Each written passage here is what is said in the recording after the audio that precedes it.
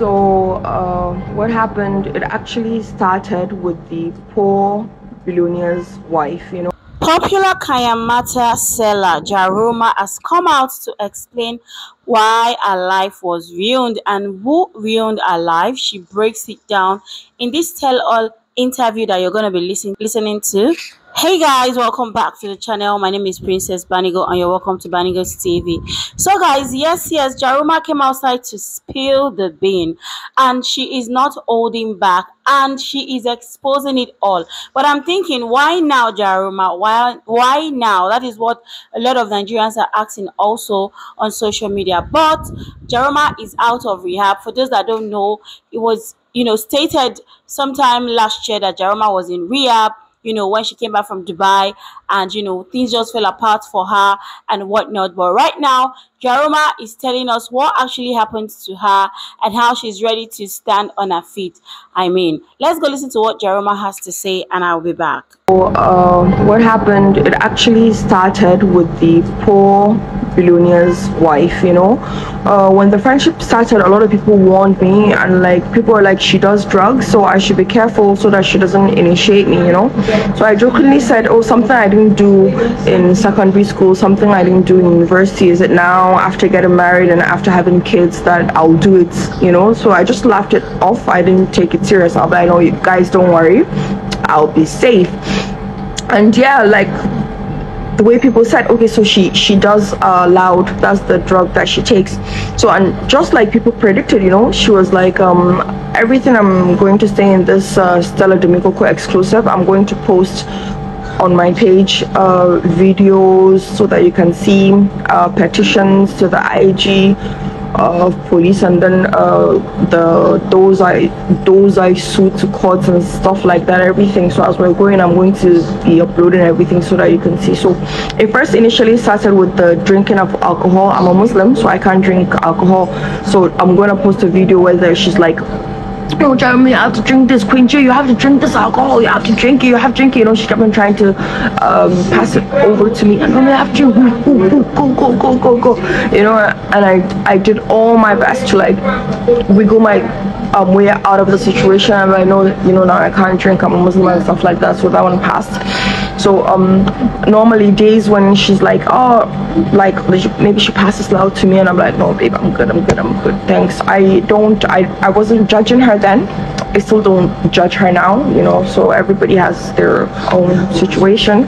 This is my own story, and this is how everything started. So one day I went over to visit her, and then I saw all of them with a lot of balloons, and in my head I was wondering, what are grown adults doing with balloons, And then she was like, yo, Kunja, you need to try this, So she did the instrument, and then she blew up the balloon, and then she put it in my mouth, and she said, just inhale it, just breathe it in. And I did. And guys, I just felt like half of my brain just died. I was standing, so I started falling to my knees. I was falling gently, gradually to my knees, and then my mouth shifted to the left, and then I started drooling, so I just, when I go on my knees, I just lay down on the ground, and I didn't even know where I was, how it is. And then she was like, yeah, that's it, that's the feeling, that's the first time I felt that. This is what happens to everyone the first time you do it, but by the time you do it 4 times, 5 times, you're gonna get used to, your system will get used to it, and then you're gonna become a professional. So after a while, after I got myself back from the floor, I was really upset because I told her that, I refused to take alcohol from her, I refused to take loud from her. So I was really upset that she still had to find a way to give me the balloon, and then I'm my mother's only child, so I've always been afraid of doing this, since secondary school and university. It's it's gonna kill my mom, I'm an only child, so I can't afford to take any chances and stuff like that. So I was so mad. And then that was when I left. That was the last time I spoke to her face to face, live, in person. I was so upset, and I never spoke to her again after that. So I left. I left angrily.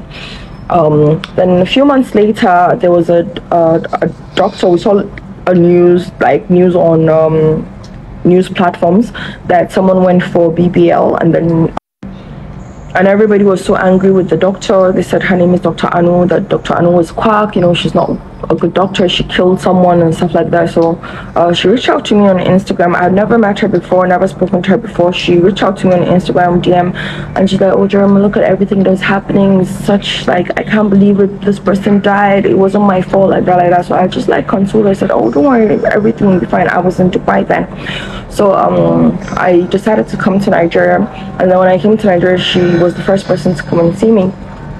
So when she came to see me, it was the same thing, the same crying and everything. She felt so bad about the person dying and how everybody's attacking her. Oh, Jaruma, they're trying to bring me down. They're trying to bring down my business and tarnish my image. And I said, don't worry, everything's going to be okay, because even the best doctors in the world have had patients that have died. Life and death is in the hands of the Creator and stuff like that. So we talked in general. We talked about life. We talked about business. We talked about relationships, marriages, divorce, kids, and everything. And she's like, babe, if I do want an injection for you, you're going to sleep like you've never slept before.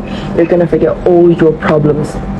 And I'm like, oh, you don't mean it? She's like, yeah. So she's a medical doctor, so I didn't really think anything negative of it, right? And then she was like, bring your hand, bring your hand. I was sitting on the couch, and then she was like, come to your bed, come sit on the bed, come sit on the bed. I sat on my bed, and then she took my hand, and then she pushed in the injection. And the moment she started the injection, I just felt something from the back of my neck, like this, down to my shoulder, back of my shoulder. Like, like the body had felt something it had never felt before. And as she was doing it, I was just like collapsing, like going down to my bed. And then I was knocked out, so I don't want to like exaggerate it or so, but I think I was knocked out for like, it's really very difficult for me to talk about it, very emotional, it's serious trauma for me. It's not something I want to talk about, and I can only do this for SDK, Stella Jamiko. She's the only one I can like do this for, so it's such a terrible experience. And how I was trapped into it, So I was knocked out for like 2 weeks. I wouldn't like I would turn around, maybe sip Maltina, break bread, but I could not like get up from the bed or sit down or like stand on my feet for like 2 weeks. So that was just how it started. It's actually a very long story. I'm gonna give it more like in details, but this was like the first maybe 8 minutes or 12 minutes for SDK.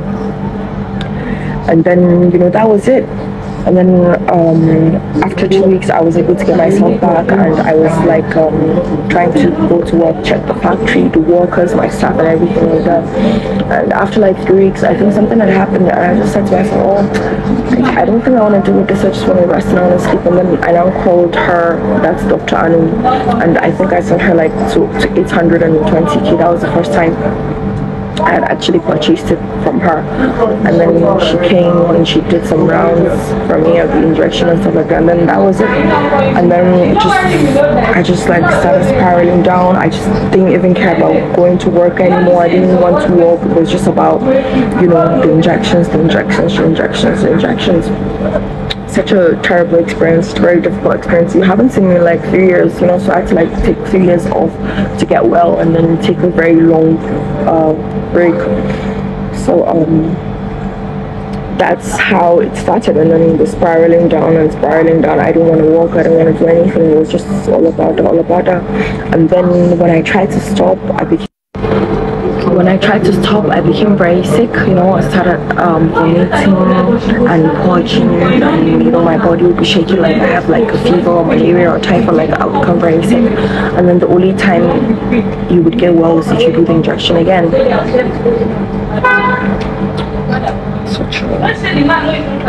It's very difficult to talk about. Such a terrible experience. That's something I don't ever want to remember in my life like that.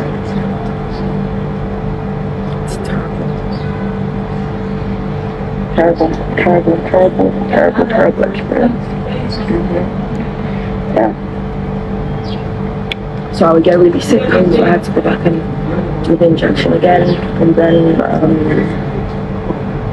there was something else I wanted to tell you about that, about falling sick and everything. So at a point, So when you do it, you get well, you feel better, then you don't sleep. Then when you wake up from sleep, you feel just so sad and just so depressed and just so fed up, right? So I just got tired of it, and then okay, so this is what happened. So I'll show you, like, you know, when you have malaria, so one glass is called one ampoule. So one ampoule stopped working, I started doing two ampoules, two stopped working, I started doing three ampoules, three stopped working, I started doing, so when I did five, I started, you know, like jacking, and foam was coming out of my mouth, my eye was going back. Subhanallah. My eyes were, the black was going back. You could only see the white. Foam was coming out of my mouth, and you know, like when you have epilepsy and they have to put like a spoon in your mouth. So they didn't put a spoon in my mouth, so I chewed my mouth and my tongue. So by morning it was like really swollen everywhere.